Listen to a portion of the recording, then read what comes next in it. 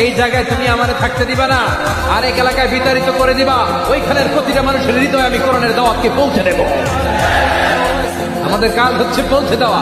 আমি দেশে থাকি, আমি বিদেশে থাকি, আমি নিজ এলাকায় থাকি, আমি যেখানেই থাকি, আমাদের ভীষণ কালিমার দাওয়াতকে মানুষের হৃদয়ে পৌঁছে দেওয়া। চিল্লা এখন ঠিক কিনা?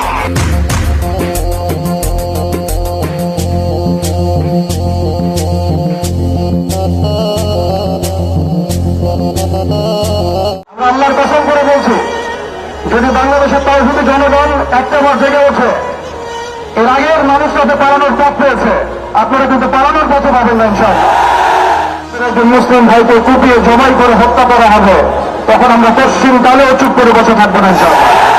এই সন্ত্রাসী সংগঠন ইসকনকে অনতিবিলম্বে বাংলাদেশের মাটি থেকে বহিষ্কার করতে হবে।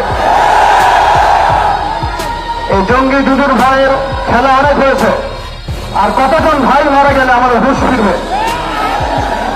আর কতজন ভাই মারা গেলে আমাদের হুঁশ ফিরবে? কবরের 3টা প্রশ্নের পরে কিয়ামতের মাঠে আরো 5টা অতিরিক্ত প্রশ্ন হবে। প্রথম প্রশ্ন হচ্ছে তোমার সারা জীবন কোন কাজে ব্যয় করেছো। দ্বিতীয় প্রশ্ন স্পেশালি আবারও যুবকদের জন্য, যে তোমার যৌবন কালটা তুমি কোন কাজে ব্যয় করেছো।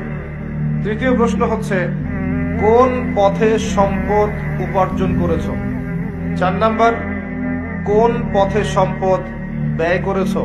আর 5 নাম্বার হচ্ছে ইলম অনুযায়ী আমল করেছিলে কিনা। এই 5টা প্রশ্ন স্পেশালি কিয়ামতের মাঠে করা হবে প্রত্যেক ব্যক্তিকে।